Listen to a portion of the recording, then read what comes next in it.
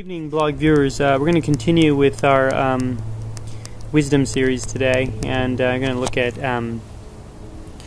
Montaigne's essays. But unlike some of the other posts, because there's a lot I want to get through in this post, I'm actually not going to read any of the quotes, but they'll all be on the blog, of course, in the post. So, but since there's so much to go through, I'm going to just sort of exclude those discussions today, those quotations. So getting back to the issue of unwritten and written reality, which have been so much, I think we first started talking about that concept in maybe fall of last year, and I don't think any of the videos have touched on it, so I want to start with some discussion of it. So obviously you have the one, think of it in terms of a dividing point. You have reality in general, total reality, and you divide it, or one way to divide it would be into unwritten and written reality. And I think of all the different ways I've seen it divided, it's probably the most conceptually interesting and conceptually powerful division of reality into the unwritten and the written. And so I want to go through that here in this post in case people are wondering what is all this discussion of the written and the unwritten. Unwritten reality is, I'm going to start with that, is basically all non-living matter. Anything that is not living that has actual matter, that it actually exists. It's a reality. All elements on the periodic table, all subatomic particles, all physical, chemical equations or forces that sort of operate in the physical universe, including obviously one of the most important forces, gravity, all stars, all planets existing in the universe, all space, that would all be included within unwritten reality. Now, some of the some of the characteristics of unwritten reality is, as we've discussed in some of the posts, that it, first of all, it operates without any error. It's reached a state of perfection where there are no errors within unwritten reality. There's nothing that happens that shouldn't happen in accordance with the unwritten laws, and what the unwritten laws dictate should happen. The unwritten reality is constantly moving and is not frozen. The planets are always moving, the Earth is moving, the Sun is moving. Within this chair, there are the matter that makes up this chair. There are electrons and protons and neutrons, and those are moving, and so they are constantly in a state of motion. Obviously, unwritten reality is real. If you pick up a rock, you will feel its realness. If you put your hand in a particle accelerator, as physics experiments are being done to test various theories of subatomic particles, you will obviously, again, experience the reality of the subatomic particles. If you drop a pen, you will see and experience the reality of gravity. So all of those things, again, are real. The unwritten nature of it is obviously gravity was not created by any human writing anywhere. It was not produced from any writing. Neither were any of the other. None of the stars were produced from a writing. None of the matter or elements were produced from a writing. And so all of this stuff, the Earth was not produced from a writing. All of this stuff is unwritten. It has no written component to it. It doesn't operate by way of a writing. It's unwritten. Again, we have written words. We have words that describe the Earth. We have the word the Earth, but that's not what brought it into being, and that's not, the word Earth is not keeping the Earth in existence. Written reality, on the other hand, it's also real, as with unwritten reality, but it's real in a different sense, obviously. Now, there are two types of written reality. So one is living creatures, any sort of living creature that has a cell cycle and has DNA. Bacteria, fungi, plant, animals, with all the diversity in every one of those kingdoms and all the species. What unifies all of those things are they have a writing, which is their DNA, which consists of 4 letters and just continues to go across. And they have a cell cycle that continues to replicate that DNA and reproduce it and reproduce it and reproduce it, and then make sure it gets transferred to the next generation, the next plant, the next human baby, the next dog, whatever. gets continued. DNA gets copied and copied and copied and copied. There's some alterations made, but what's keeping the written reality or these living creatures alive is the instructions in the DNA that says, for a human, says, create a heart that has this kind of proportion, make sure it pumps. There's all of these instructions within, and make sure there are cells that do this and cells that do that, and all of those instructions are contained within the DNA of those creatures. So those would be one aspect of written reality. The other is obviously books, words, conversations, words you hear on the news, whatever. Basically any language or a word that tries to communicate an idea. That is a written reality as well. Obviously, not all living creatures have access to books or words. It would only be, I think, in the very high level conscious, very, very conscious members of the animal species that have the ability to speak and write, and certainly to then compose anything like a book or even a newspaper article or even an op-ed. Anything of that level of complexity would require a very developed mind, a very conscious creature, which obviously is the human being. It seems to be alone among all creatures in being able to do that. Now, as opposed to the unwritten that we talked about, the written is extremely fragile. The written creatures most of them, frankly, do not survive. Most species have gone extinct, have not survived the unwritten. Most written creatures can only exist within a certain environment. Limited environment. Human, for example, cannot exist in space, cannot exist in the sea. And the written, another characteristic is it's prone to error. It's prone to making bad decisions or messing things up, forgetting things, or just doing something it's not supposed to do that would either further its survival chance or further whatever it was aiming at it at a specific point in its life. The unwritten makes no errors of that sort. And going back to and these are sort of contrasting with the written again. The unwritten is though it doesn't make any errors, it's also not conscious. It has no idea what it's doing. It has no cell cycle, and it cannot speak. As opposed to the written, though, the unwritten is absolutely indestructible. Matter cannot be destroyed; it just takes a different form. So the unwritten reality is eternal. The written reality is much more fragile. And I hope that was a pretty good summary of these different categories that we've been writing about extensively and discussing in some detail. So of course, one of the life requires both unwritten and written. Life requires a certain harmony of these two, requires a certain relationship between these two that's well functioning.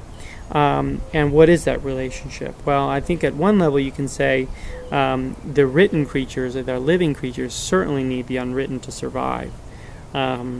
We need, and I think most animals need, at least air, water, and sunlight to survive. Now, air, water, and sunlight are all unwritten. None of those things are part of the written realities. So these are all environmental inputs that all of the written realities need to continue to minimally survive. But and I think that's obvious. No reasonable person would deny that those things are needed, and probably some other things too. Obviously, food. But beyond that, I think there's more that's needed to survive, and I think that's sort of going to be the focus of the rest of the discussion today. Beyond needing simple things like air, water, and sunlight, I think the written creatures, written realities need information to survive, and they need a lot of it to get about doing what they need to do to get through pretty much any day, any moment almost. To sort of discuss that, I'd like to bring up an example that pretty much everyone should be familiar with that would be watching this, and that would be that of driving on the freeway. Now, if you drive on the freeway, any person that drives on the freeway, most of this has probably become automatic by now. We do it sort of we go on autopilot when we go on the road, and not aware of all this stuff. But I want to take it sort of step by step of what's happening when you're driving a car. And I think when you look at it that way, you see that most people need a lot of information to complete a drive successfully. You need a constant stream of information coming through your brain and processed correctly by your brain to complete any sort of drive successfully. You could use the same example for a bike ride or any other sort of skateboarding, whatever other similar activity you want to think of. But for example, when you go on the freeway, you should need to know: is it raining? Is it windy? Is it how windy is it? How fast is everyone going around you? What is the condition of the road? Are there any unusual hazards on the road anywhere that you need to be aware of? Do you have gas? How fast are you going? So all of this is information that you continue to need to process correctly and to continue to drive correctly. And this is all information that's coming in, and the information gets processed, and you drive accordingly. If it's very windy, you slow down. If it's raining, you slow down. If you see everyone's going fast, you might speed up a little bit. If the condition of the road looks icy again, you're going to slow down and be very careful when you brake. If there are some unusual hazards on the road, well, you're going to try to avoid them. If you don't have gas and you get that information input coming in that you're running low on gas, you're going to start thinking about how to get to the gas station, and so on. And where are you going to get all this information? Where is this information coming from when you think about it? You could perhaps look it up somewhere in a book somewhere, figure out the roads you're going to drive, and on average, or in the past 2 hours or 3 hours, what was the traffic on that road? How windy was it? Was it raining? You could look all that stuff up, but I think the problem is if you look it up somewhere, it's either not there completely, or if it's there, it's stale, or it could even be false. And so most likely, I think the most likely scenario is you're not going to find all the information you need, and what you do find might be very stale. And that's what I think, that's sort of the key point I want to make here, is that when you rely on the written, when you try to assess information through written sources, like in this example of the freeway, you're going to get a lot of incomplete and false information. And it's not as reliable in this case as the information you would have been receiving real time had you been driving on the road and alert and aware of what's going on. So getting back to the example again, so I think the best place to, in this example of the car, the best place to get information is with your own senses, is to stay alert and perceptive to what's going on around you. And when you do this, I would argue that unwritten information is continuing to come into your brain in unwritten form. The unwritten information would be, again, the road conditions, the weather conditions, all of those things, the number of cars, the hazards, all of those things you're mainly seeing and hearing in terms of the wind or the rain. You might do both, of course, you can do both. But it's mainly, it's not a matter of tasting anything on the road or touching the road or smelling. It's mainly vision and sound. And all of those inputs are unwritten inputs. There's photons coming into your eyes that would give you the vision.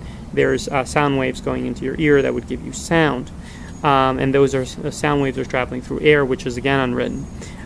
So all of this information is going into your brain in a normal brain, I would say, without error.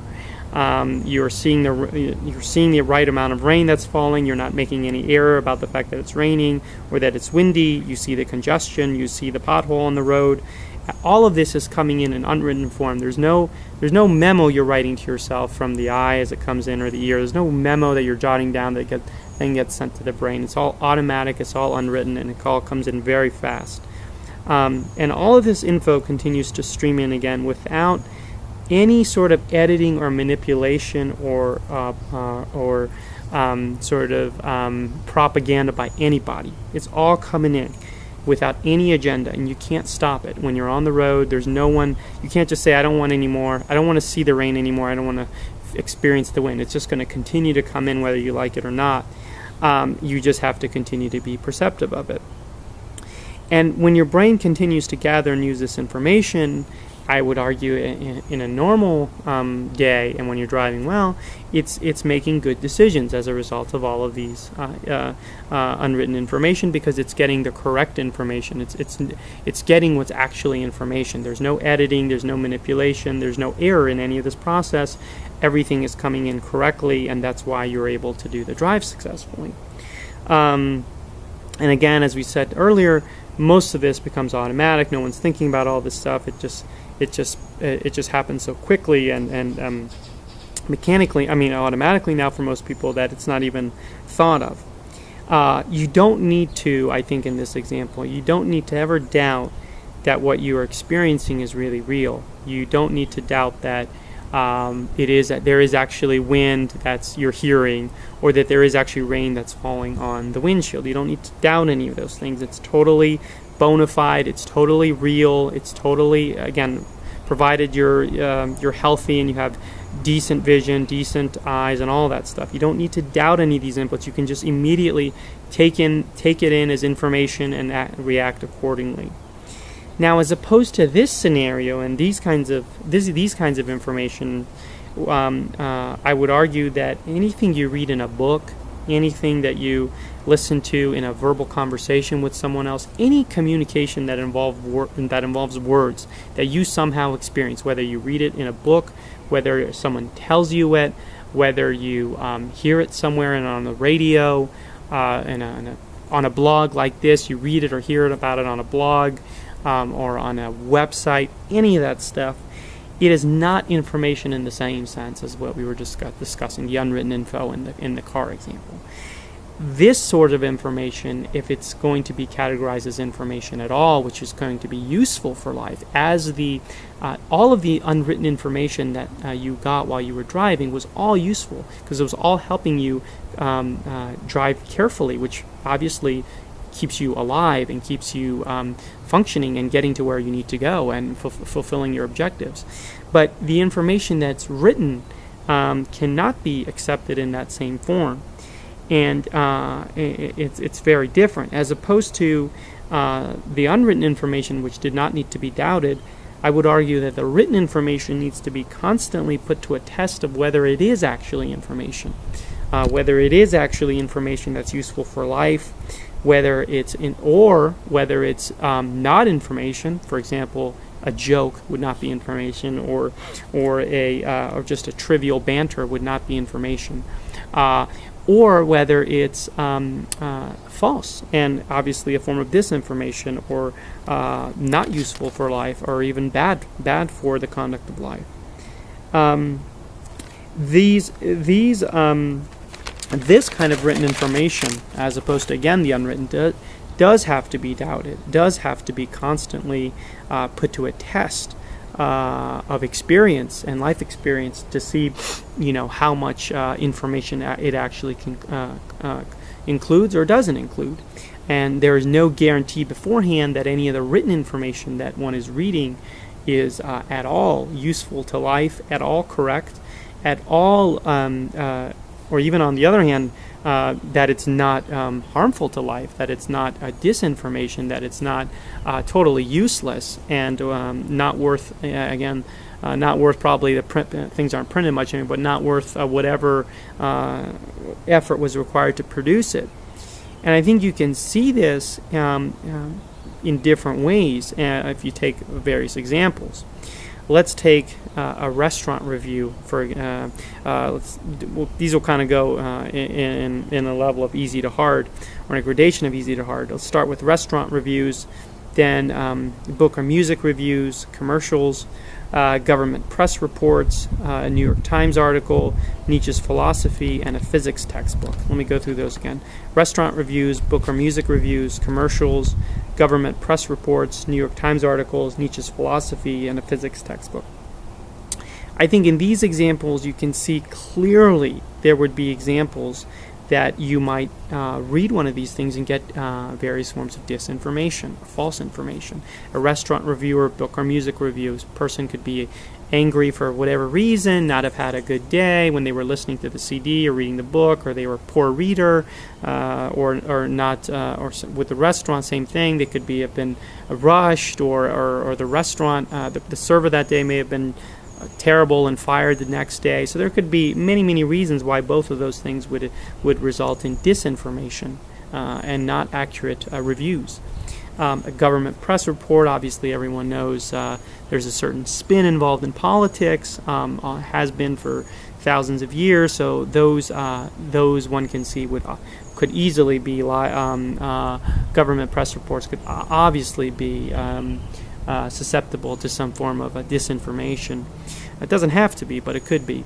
A New York Times article, well, now it's getting a little harder. Okay, well, the New York Times, you would think, okay, they have a professional staff. They're committed to the highest journalism practices purportedly, and so maybe you have some more assurance that what you're reading is, and they have a large staff that checks various facts that are put in the paper. If they do get if there's errors, they publish it the next day that there was an error. So maybe there you're starting to get a little bit more assurance that what you're reading is information. Now you're moving on to Nietzsche's philosophy. Now you're getting more difficult to even understand what's being said. When you get to something like Nietzsche's philosophy or Aristotle or any of the writers we've been writing about, now you have to be really careful, I would say. And obviously these people are dead.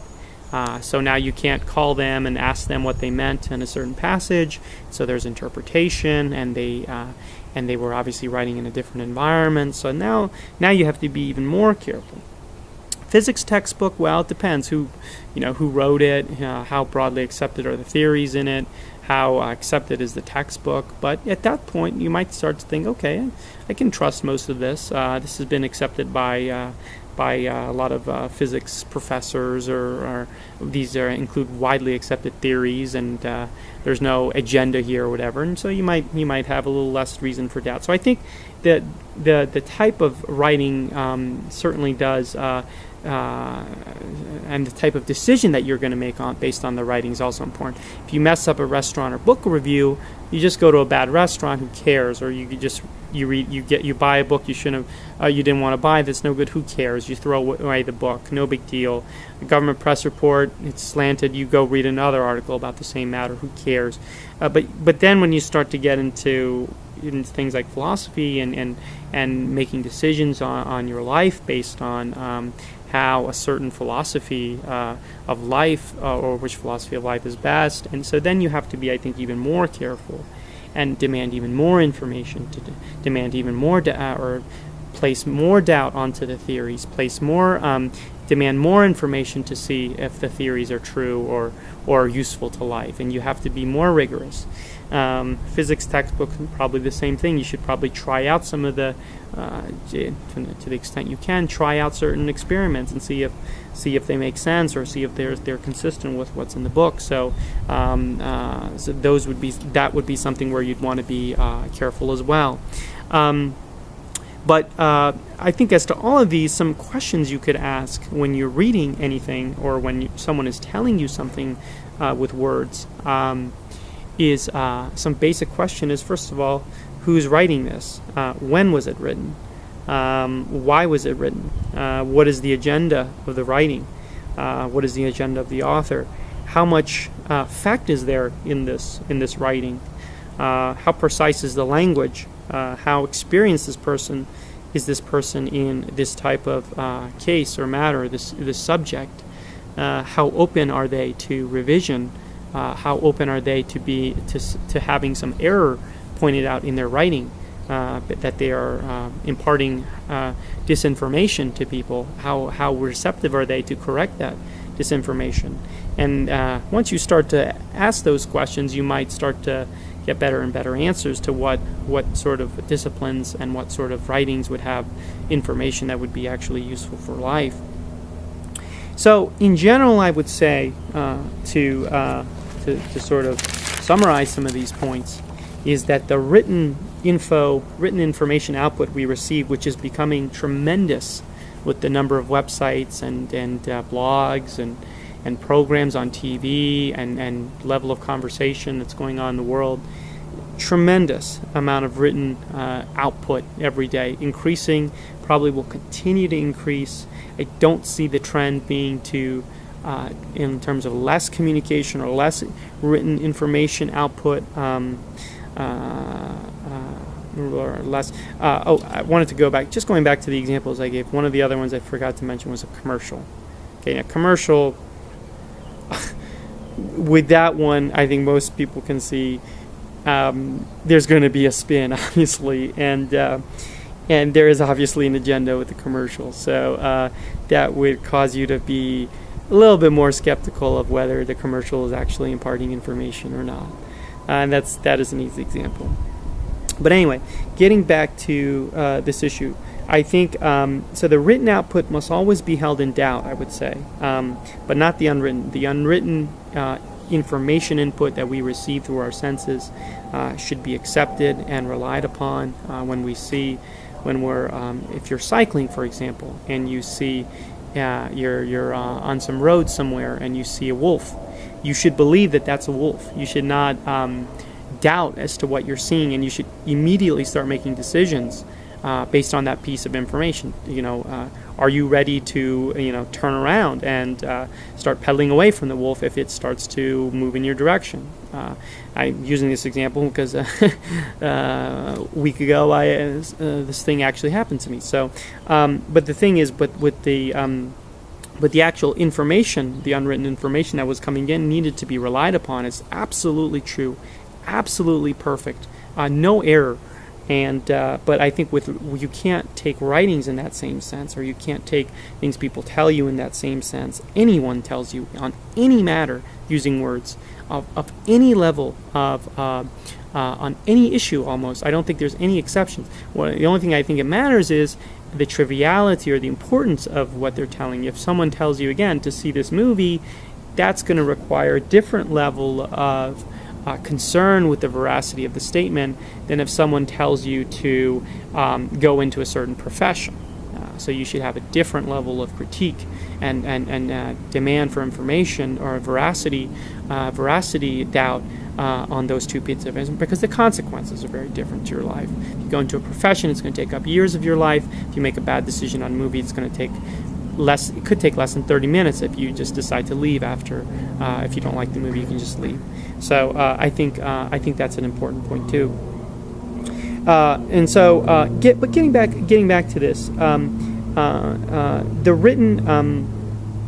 written info output must always be held in doubt. And I think going back to the car example again, I want to complete that example.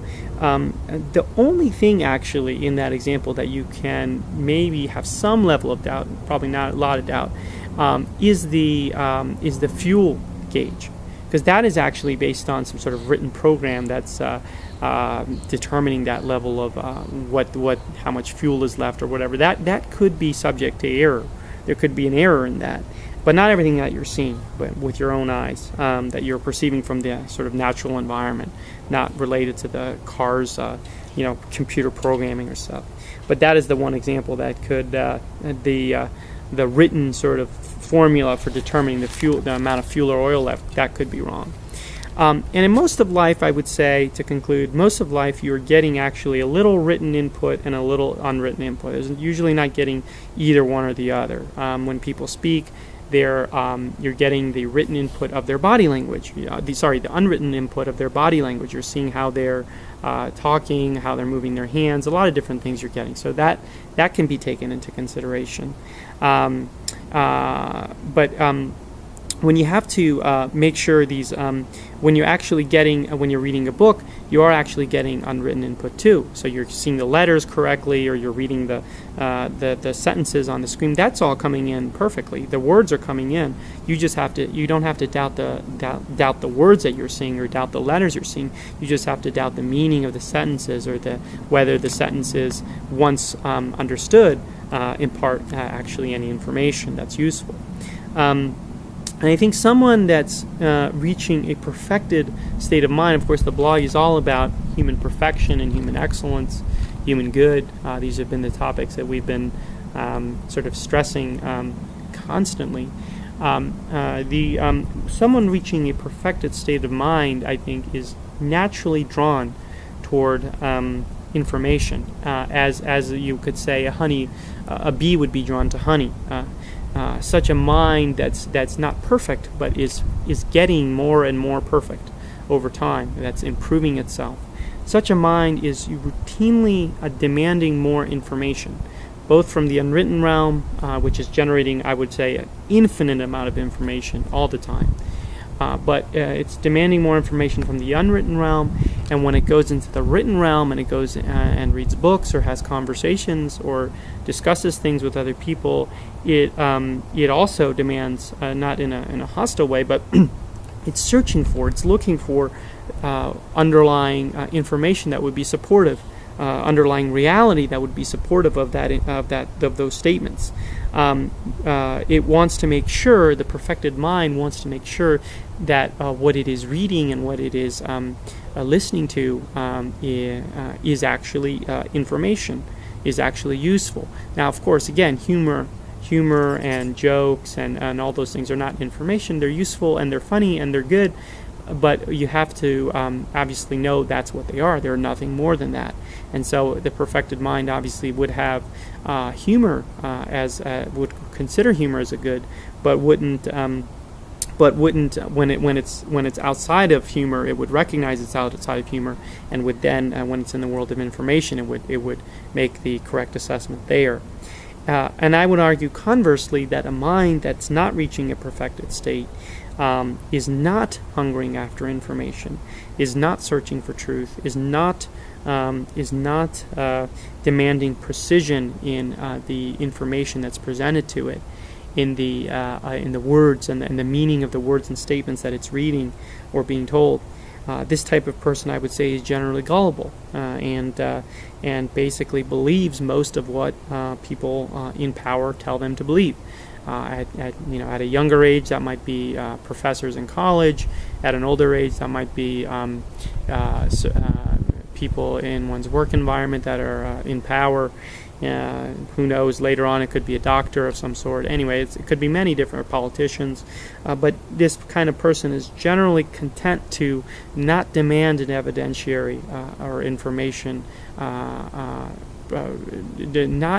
is content to not put written information to the test, not put written realities to the test to see what is the underlying information. And I think it's obviously the choice is up to each person. The mind, I think, is absolutely capable from a biological basis, is absolutely well structured to go the perfected route, to demand more information, to make better and better distinctions between the veracity and the usefulness of various written realities. And it's so I think it's not a matter of ability. I think it's a matter of orientation of each person and what they're content with. And so with that, I'm going to end this post. Bye-bye.